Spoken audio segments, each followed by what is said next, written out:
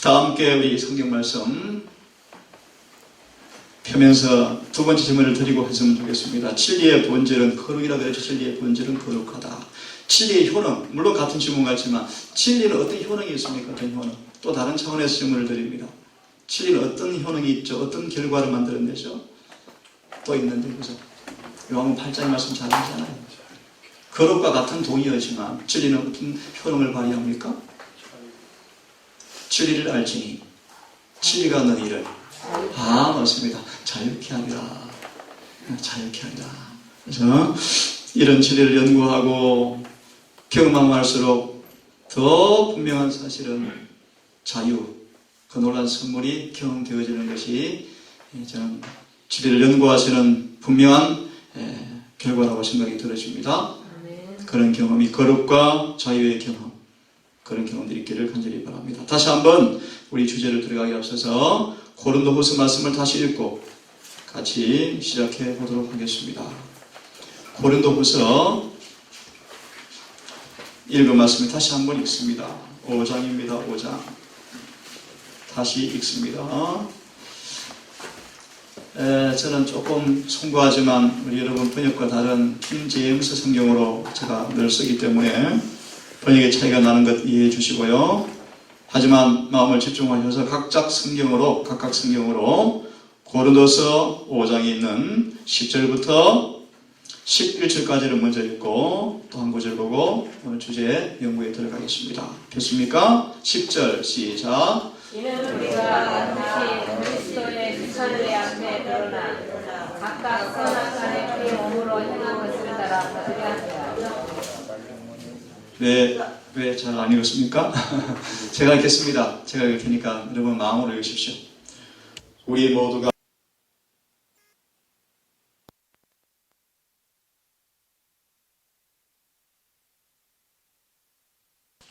이로써 각 사람이 좋은 것이든 나쁜 것이든 자기가 행한 것에 따라 몸 안에 이루어진 것들을 받으리라. 참 주제 연구 하나입니다. 이 구절을 가장 잘 설명해주는 주제 성경 구절이 어디입니까? 계시록 22장 몇 절요? 11절. 함수해 보겠습니까? 시작. 불의를 하는 자는 그대로 불의하게 하고 더러운 자는 그대로 더럽고 거룩한 자는 그대로 거룩하고 의로운 자는 그대로 의롭게 하라. 마지막 판결, 마지막 선고. 이 마지막 선고문은 기억하세요. 공언에 따라서 이루어진 것이 아니고 믿음에 따라 순종함으로 이루어진 내 안이 이루어진 것들에 따라서 선고한다는 사실을 유념하기를 간절히 바랍니다. 그러면 하나님을 두려워하셔야 합니다. 그래서 오늘 주제가 뭡니까? 하나님을 두려워하라. 세순자 예배를 지금 공부하는 중입니다. 하나님을 두려워하라. 우리의 공헌이 어떠하든 그 공헌은 하늘의 성소저울에 한 눈금도 영향을 주지 않습니다. 다시 있습니다. 각 사람이 좋은 것이든 나쁜 것이든 자기가 행한 것에 따라서 자기 몸 안에 이루어진 것들을 받으리라. 그런즉 우리가 주의 두려우심을 알므로 하나님을 두려워하라 라는 의미를 정확하게 설명하고 있죠. 오늘부터 지난 한두 번 했지만 이어서 공부하는 포커스가 뭔가 하면 첫째 천사의 기별을 경험하도록 도와드리기 위해서 하나님이 어떤 분이신가 그분을 지금 말씀을 드리는 중입니다. 우리가 섬기는 예수님이 어떤 분이신가 그분은 두려운 분이시다. 그러므로 말하라 20절로 연결되어집니다. 20절 이것은 제가 연결시키는 것이 아니고요. 저도 그렇게 이해하고 있지만 예언하시는 말씀 보면 11절을 인용하시면서 바로 이어서 20절을 이야기합니다. 다시 말합니다. 그런즉 하나님을 두려워하라. 그래서 하나님이 이런 분이시다. 우리 몸 안에 이루어진 걸 따라 주는 분이시다. 그러므로 그분을 두려워하라. 그러면 그래서 어떻게 하라고요? 20절 한마디로 말합니다. 너희는 하나님과 뭐하라? 화목하라. 이것을 예리신 또 연구해 보시면 그렇게 되어 있습니다. 이것이 첫째 천사의 기별이다. 우리가 전하는 기별은 어떤 기별이다? 하나님과 화목시키는 기별이다. 이걸 가리켜서 침례 요한의 기별이다. 그분이 오시는 길을 예비시키는 엘리야의 기별이다 라고 말씀을 하는 것입니다. 근데 우리는 이후 한 발 더 나가서 해야 돼요. 한 발 더 나가는 것입니다. 이게 재림교의 기별이에요. 우리는 이제 하나님과 화해 무도합니다. 화해할 뿐 아니라 그분과 완전히 하나가 되어서 완전하라. 왜요? 하늘 성소가 정결해지는 찰나의 세우다. 맞습니까? 아멘. 네, 다시 덧붙이 말합니다. 우리가 오늘 승리하고 구원을 경험하지만 넘어질 수 있고 실수할 수 있지만 지금도 은혜의 게임을 감사합시다. 오늘 우리 허물이 있지만 나아가면 또 용서해 주실 것이고 우리 정결케 하실 것이고 우리를 거룩하게 하실 것입니다. 하지만 우리 이 한 발 더 앞서 이 경험의 기초에서 더 이상 어떤 시험이 와도 넘어지지 않는 온전의 경지까지 가기를 간절히 바랍니다. 그들에게 늦은 배가 주어질 것이고 그들의 인침과 죄의 도말과 영원한 구원이 확정될 것이기 때문이고 이들을 통해서 그 거룩한 하나님의 복음의 경험이 큰 소리 외침으로 마지막 교회 밖 양들을 위해서 펼쳐지는 순간이 우리 앞에 박혀있습니다. 자, 하나님 어떤 분이신가 한번 같이 이미 여러 번 공부했는데 이제 또 여러 부분으로 같이 한번 보겠습니다. 다윗이 어떤 사람이었습니까? 다윗 하면 뭐가 떠오릅니까? 마음이 합했다. 누가 대답하셨죠? 우리 수인의 엄마가 대답하셨나요? 지금 얘기해 보세요. 허순 집사님. 알아요. 내가 일부러 질문 드리는 거예요. 마음이 합했다가 무슨 뜻이죠? 마음이 합한 사람인가 어떻게 알 수 있습니까? 한번 얘기해 보시죠. 김종길 장로님 아내를 대신해서 다윗을 가리켜서 뭐라 그러죠? 이는 내 마음이 나와 어떻게 마음이 합쳤다 뜻이 어떤 뜻입니까? 아주 쉽게 한번 얘기를 해보십시오. 자기 삶을 간증하시든지 어떤 것이 그분의 마음과 합해진 것일까요?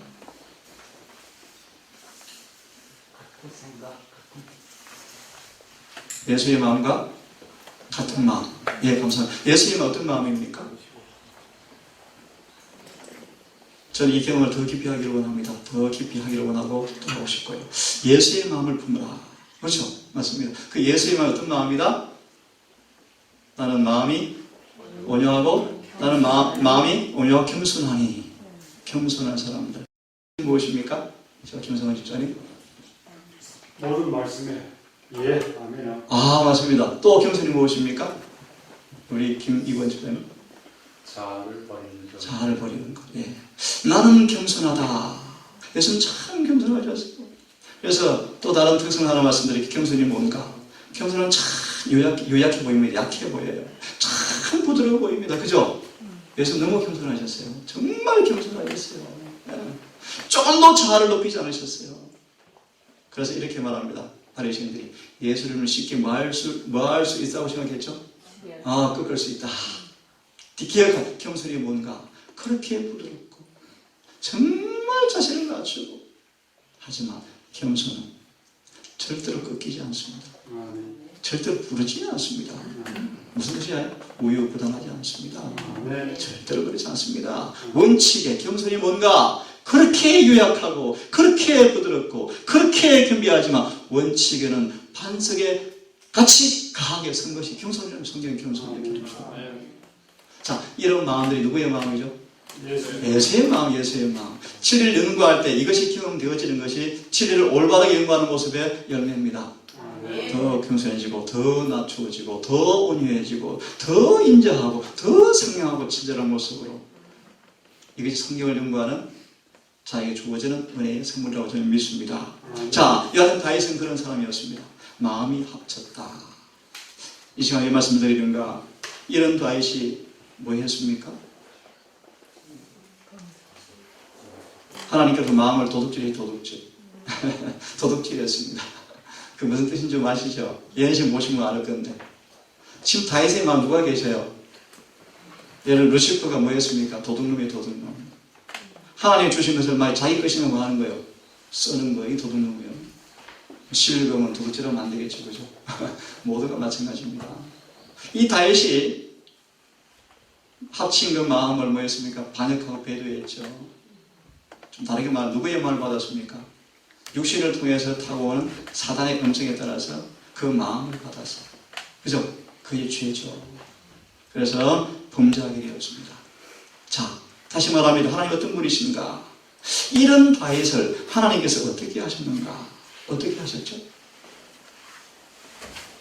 예를 듭니다. 이 우리 재림교회는 유일무이한 남은 교회입니다. 저는 이런 말 쓰기를 좋아합니다. 계시록 12장 17절. 이것은 저의 출생 증명서입니다.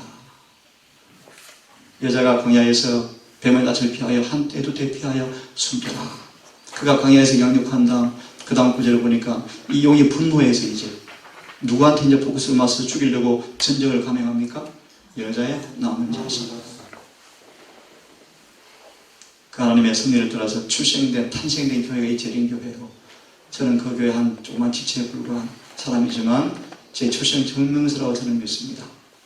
우리의 출생 증명서는 하나님의 계명을 지키고 예수의 증거를 가진 교회인데, 이들의 피할 수 없는 숙명은 용의 분노를 살 확실한 교회라는 사실을 여러분 잊지 마셔야 돼요. 우리 남은 신앙의 삶은 평화와 안녕이 절대 아닙니다. 맞나요? 온 세상이 여러분 한 사람을 문둥병자 취급하듯이 짓밟을 때가 곧 올 것입니다. 미리 말합니다. 그런 때가 오기 앞서서 하나님을 힘써 아셔야 돼요. 왜요?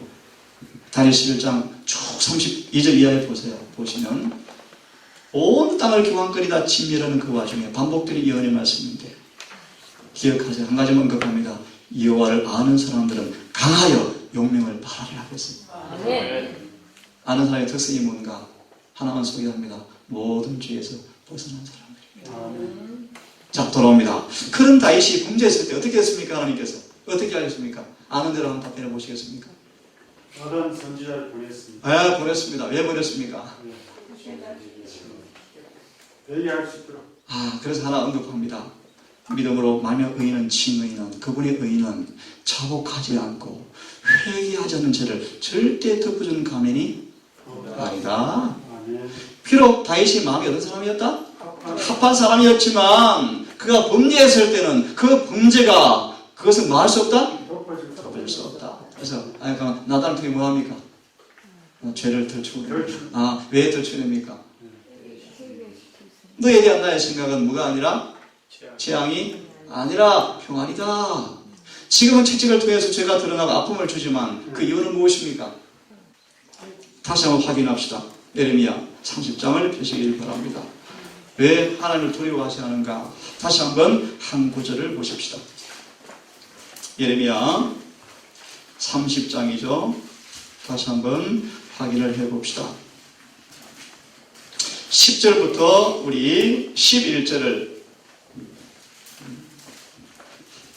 녹음이 돼서 내가 꼭 같이 토론하고 싶은데요. 자, 10절 제가 좀 읽습니다. 주가 말하노라. 그러므로 오 나의 종 야곱아, 너는 두려워하지 말라. 오 이스라엘아, 놀라지 말라.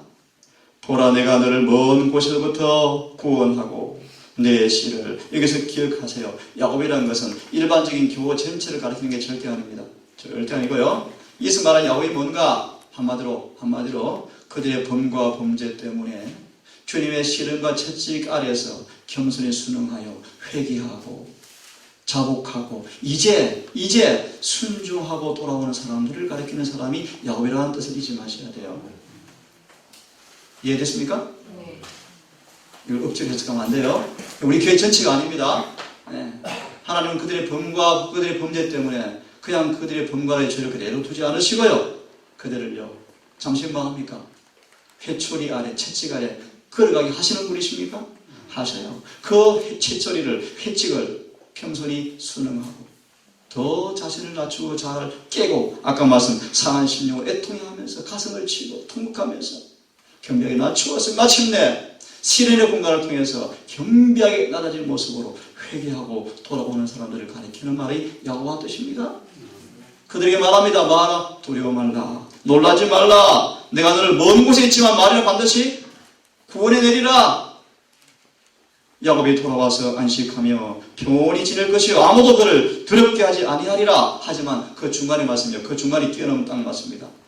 하지만 내가 너와 함께, 다시 말하면 두려워하지 말라. 내가 비록 지금 포로가 되어 있고 주님의 채찍 가운데 지금 있지만, 주님의 실은 가운데 지금 있지만 염려하지 말고 놀라지 말라. 내가 너를 마하겠다. 반드시 구원하겠다. 너를 반드시 마하게 돌아오게 하겠다. 그래서 마침내 마하겠다. 안식을 누리게 하겠다. 하지만 기억하세요. 11절. 내가 너와 함께하여 너를 구원하리라. 주가 말하노라. 내가 너를 흩어서 민족들에게 가게 하였거니와. 그렇죠? 그 모든 민족들은 마침내 내가 너희를 체질하고 너희를 연단하는 그 시간표가 되어지면 이제 채찍으로 삼았던 그들은 뭐 한다? 내가 멸할 것이다. 하나 더 붙입니다. 채찍으로 삼은 이유가 또 있습니다. 바벨론 아수르를 구원하기 위한 또 자비의 시간이었어요. 이것도 잊지 마셔야 돼요. 다시 말하면 당신의 백성이 범죄했을 때 하나님 세상을 통해서 그들을 심판해 정죄해요. 하지만 정죄받는 그들을 바라보면서 복음이 또 선포되어져요. 그래서 아수르, 바벨론도 그런 기회를 통해 뭐 하는 것입니까?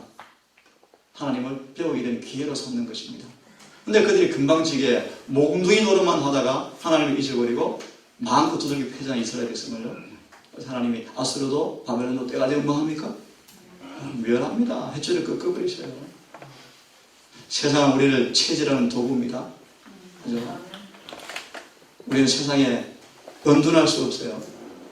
도망할 수가 없습니다. 동사만 뭐 요셉입니까? 아닙니다. 이것도 시험이 있죠. 여러분 침례 요한이 어디 있었습니까? 그건 더 큰 시험이야. 더 큰 시험이야. 박혀는 고기 먹는 시험, 이 짜질구리한 시험이지만 그런 시험은 아주 수준 낮은 것이고요. 그런 시험이 아니고요.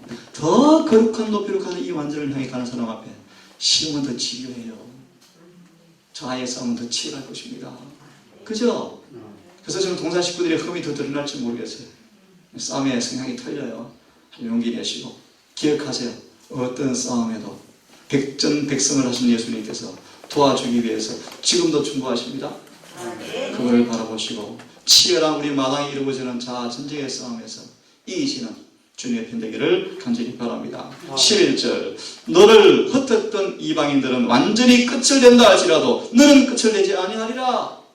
여기까지 읽으면 좋겠죠. 그러나 내가 적절히 너를 바로잡을 것이요 전혀 벌하지 않은 채 두지는 아니하리라. 본문을 좀 보고 시간이 총알 같습니다. 제가 좀 읽어드릴게요. 잘 들으십시오. 다시 말합니다. 하나님이 어떤 분이신가? 그분을 두려워하십시오. 그 의미를 제가 전달하기 위해서 이 말씀을 읽어드립니다. 만일 하나님께서 다윗이 범죄하기를 계속하여도 견책하지 않으시고 하나님의 계명을 범하면서도 왕 위에서 평화와 번영을 누리게 하셨더라면 회의론자와 이교도들은 다윗의 역사를 인용하여 성경의 신앙을 비난하는 어떤 핑계를 삼았을 것이다.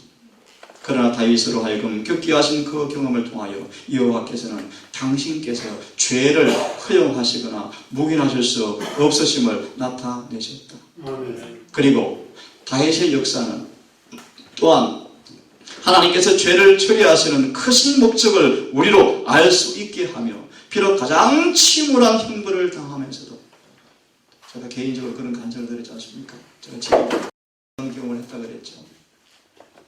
전 개인의 경험에 제가 고백일지 모르지만 어떻게 할지 모르지만 이렇게 저는 믿습니다. 하나님께 저에 대한 심판이었다. 저는 그렇게 믿어요. 그 엄청난 충격과 아픔이 있었습니다. 하지만 이 말씀을 기억합니다. 가장 침울한 형벌을 통해서라도 당신의 은혜와 자비의 목적을 성취하신다는 것을 우리로 알 수 있게 하신다. 우리가 섬기는 예수님의 모습입니다. 하나님께서는 다윗을 회초리 아래로 지나가게 하셨으나 마음이 합한 자였었지만 그가 범죄하였고 또 겸비하게 낮추고 회개하였지만 기억하세요. 벌하지 않은 채 그냥 절대 두지 않으셨다. 하나님은 두려워하십시오. 여러분. 반드시 뿌리대로 거둘 것이고 심은 대로 거둘 것이고 반드시 회초리 아래 지나게 하였지만 그를 멸하지 않으셨다. 풀무는 정결하게 하기 위함이지 태워서 없애버리기 위함이 아니다. 여호와의 진노 중에도 은혜가 있어. 맞습니까? 여호와께서 말씀하시기를 내 열의를 파하며 내 계명을 지키지 아니하면 내가 지팡이로 저희 범가를 다스리며 채찍으로 저희 죄악을 징책하리로다. 그러나 나 인자함을 그에게 다 거두지 아니하며 나의 성실함도 피하지 아니하리라 라고 하셨다. 오늘 참 간증을 잘 표현하셨죠? 율법과 언약. 율법은 한마디로 말합니다. 우리를 예수님 아래 있던 사람들은 율법은요, 우리를 심히 완전히 끌어내려서 철저하게 무익한 종에 불과한 죄인에 불과한 사실을 깨닫게 한다. 여러분, 우리를 예수께로 인도합니까? 우리 왜 인도 받을 게 희망이 있습니까? 그건 언약이 있기 때문입니다. 아멘. 어떤 언약입니까? 너희 죄가 주홍같이 붉을지라도. 이것이 율법의 기능이죠. 그럼 복음은 무엇입니까? 양털같이 되리라. 맞습니까? 자, 같이 읽어보겠습니다. 시작. 지금까지 하나님께서는 섭리로서 다윗을 그의 원수들의 모든 업무에서 보호하시고 직접 사울을 제지하시는 일을 행하셨다. 그러나 다윗의 범죄는 하나님과의 관계를 변화시켰다. 여호와께서는 결단코 죄악을 시인하실 수가 없으셨다. 여호와께서는 다윗을 사울의 적에서 보호하셨지만 그가 지은 죄의 결과로부터는 그를 보호하시기 위하여 당신의 능력을 행사하실 수가 없으셨다. 예레미야를 한번 연구했습니다. 다 연구 잘 하시죠? 예레미야를 통한 교훈 가운데 하나를 소개합니다. 특별히 3장과 5장을 연구해 보시면 그렇게 되어 있죠. 하나님은 이스라엘의 죄를 결단코 묵인하지 않으셨다. 마지막 남은 교회도 똑같이 그렇게 하실 것이다. 반드시 주님은 재림 교회를 정결케 하실 거예요. 조직을 깨끗하게 한다는 말은 절대로 아니라는 사실을 또 여러분 잊지 마셔야 돼요. 그런 일 없습니다. 없습니다. 절대로 없습니다. 지금 우리 앞에 저는 느낌입니다. 재림 교회를 정결케 할 때가 거의 다 되었다. 그것이 뭔지 아십니까? 핍박이요, 핍박. 그것이 없으면 재림 교회는 희망이 없는 교회. 저 구원받아서 참 오셨지만 우리밖에 양들이 더 많아요. 확실히 더 많아요. 저는 그렇게 믿어요. 구원받을 사람은 밖에 더 많을 것 같아요. 확실해요. 이 교회가 왜 중요합니까? 기억하죠. 그들을 구원할 진리를 가진 교회이기 때문입니다. 근데 우리가 이 진리를 안 사면 우리 희망이 없어요.